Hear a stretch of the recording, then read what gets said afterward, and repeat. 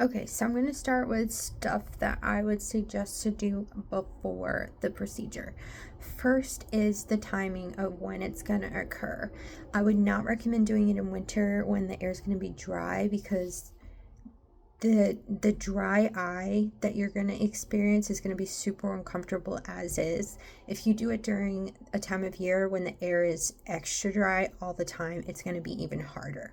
So I would aim for like spring, summer, maybe fall.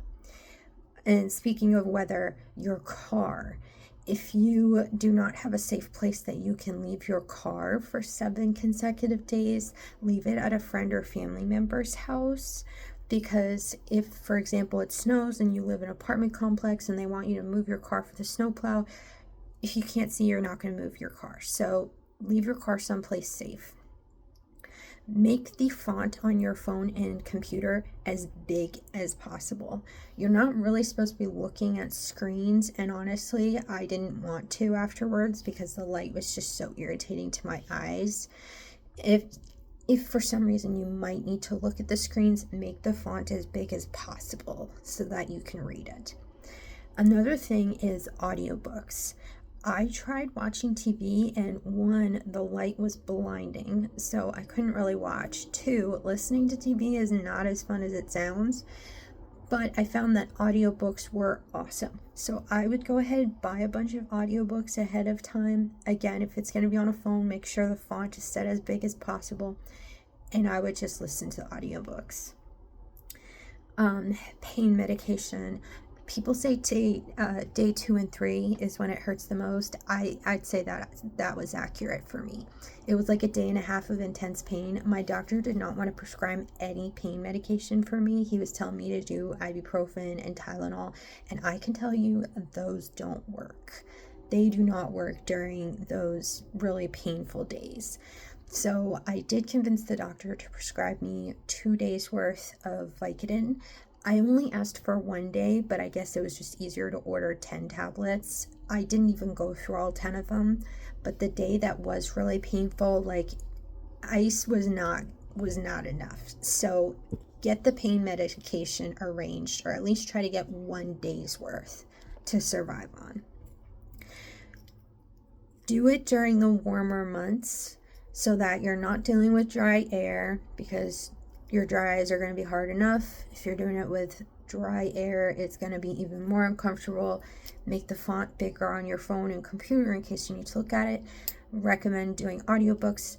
Get the pain medication squared away. You might have to fight a little bit, but I think it's worth the argument. Well, hopefully it doesn't become an argument, but I think it's worth the effort.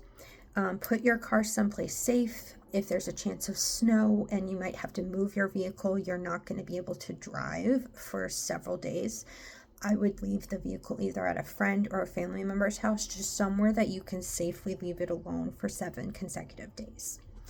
So things to do during the recovery time. Avoid dust. If you have a litter box for your cat that you need to clean like me, wear your sunglasses while cleaning, because if you get your bandage lens dirty, you can't just take it out and then put a new one in. So you need to keep these clean. So avoid dust.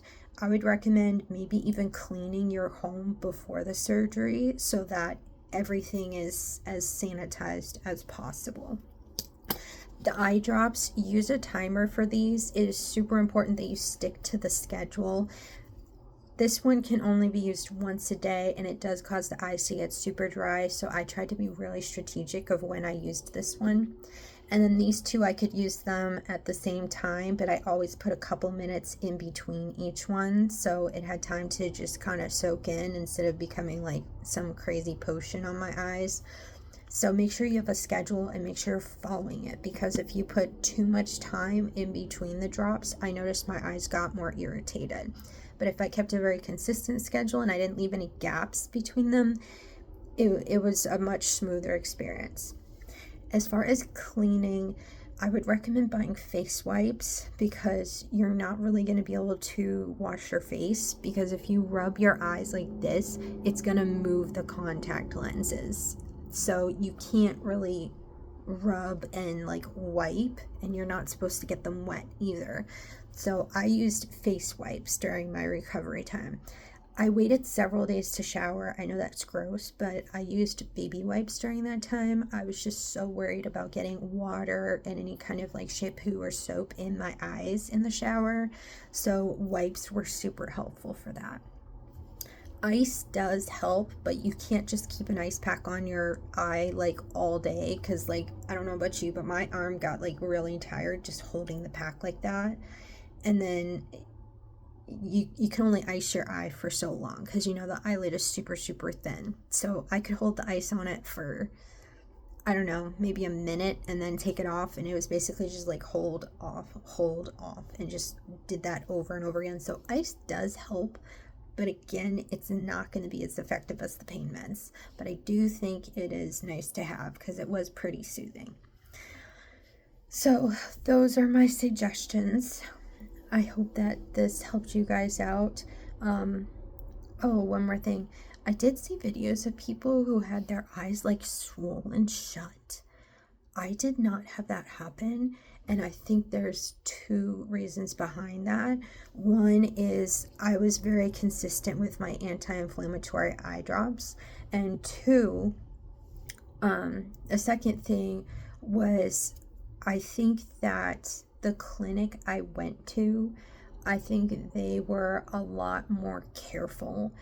There's a lot of like pop-up clinics where you'll walk in and all they do is LASIK, and you'll literally walk in and out the same day. Like, I think it's kind of suspicious if they're willing to go ahead and do the procedure right then and there instead of pre-scheduling at least 2 appointments prior to it, because that's what I had to do. I had to go in for the consultation, then I had to go in again later for an exam, and then one more like check-in before the actual procedure. So 3 times they checked me before actually doing anything. So those are just my suspicions, but let me know if you have any questions.